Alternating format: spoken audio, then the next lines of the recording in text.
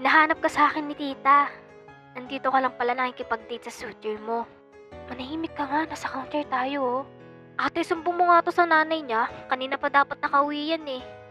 Uy, nagpaalam ako kay Papa. Sabi ko magkakabilang kami ng kaibigan ko. Pero kay tita hindi ka nagpaalam. O kaya kinukulit ni tita. Tignan mo Dave, kaibigan lang tawag sa'yo. Mananahimik ka ba kapag nilibre kita? Siyempre, gusto ko nung red velvet frap. Kapal talaga. Umupo ka na dun. Please lang. Gusto ko sanang ayain si Dave magpunta kung saan kami lagi tumatampay. Kaso kasi, nandito si Nicole eh. Papuntahin ko kaya BF niya. Nicole, papuntay mo kaya BF mo dito. Tambay tayo. Ayoko, pupunta ako sa bahay nila. Siyempre, ang saya ko kasi dalawa lang ulit kami ni Dave. Uuwi ka na? Hindi, tara sa tambayan natin. Tara. Kinuha niya bag ko tapos pinayungan niya ako. Hindi ko alam pero kinilig ako. Act of service talaga love language ko. Buti na lang nakamasa ko kasi kung hindi, may kita niya kung paano akong kiligin. Dito na tayo. Paupo na. Tingnan mo yung sunset, ang ganda. May bala ka ba picturean yan?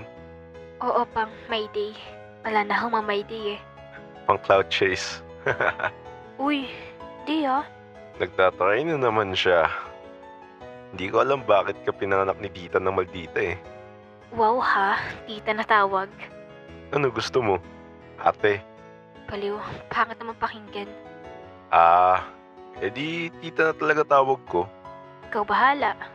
Bakit hindi ka nga pala pumasok? Wala kaming pasok. May mga meeting mga teachers namin. May sasabihin ako.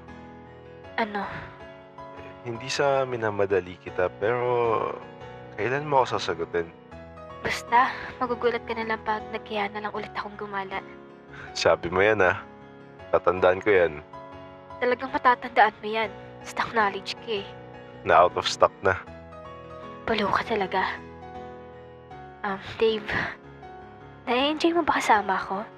Oo naman. Nasamahan ba kita sa mga lakad kung hindi? Hindi ka ba naiinip mag-antay sa akin? Hindi. Hindi naman minabadali yan. Kaya akong magantay. Naks, buti ka pa. May iba kasing hindi tumatagal.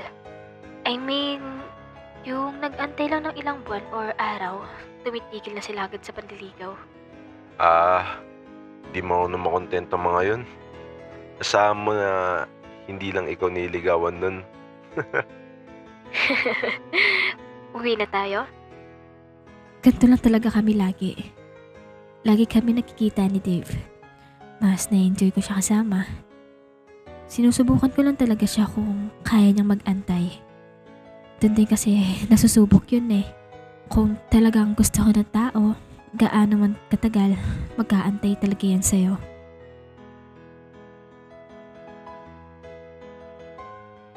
Favorite ko talaga yung Sabado eh. Kasi makikita ulit kami. Hoy, ano na, kagayak pa ba tayo? Sabado pa lang ngayon? Ano oras tayo alis? Malay ko sa'yo, ikaw nag-aya tapos sa akin mo tatanungin kung anong oras tayo aalis. 7 p.m.? Lo, uwi ko na yan eh. Di 4 p.m. Tapos babayay pa tayo papuntang BGC. Ay sa BGC ba? Di 3:30 tayo umalis. Sige, sunduin kita. Pagkatapos kong mag-ayos, lumabas ako para kunin sapatos ko. Nagulat ako nung nakita ko siyang nasa labas ng bahay namin. Buti na lang talaga at mag-isa ako dito sa bahay. Anong ginagawa mo dito? Hinihintay ka.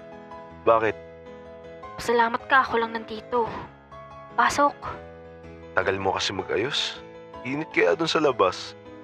Ay, sorry ah. Parang kasalanan ko pa ata na pumunta siya ng maaga. Angas ng tugtog mo dito ah. Taylor Swift. Hayaan mo yan. Papatayin ko din naman na yan. Sasaksakin mo? Wag.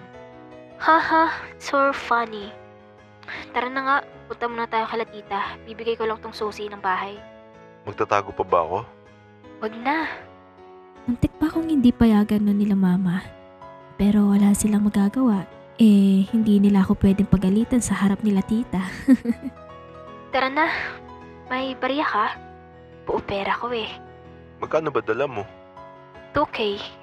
Ala ka, 2K din pera ko. Wala pa din akong barya. Sana pala dinala ko na lang wallet ko. Ayaw mo mag-grab? Ako na magbabayad. Tsaka mainit din kapag sa jeep tayo. Dami namang kaartihan nito. Pero sige. Rich kid talaga to eh. Handang mag-grab para hindi mainitan. Grabe, ang init sa Pinas.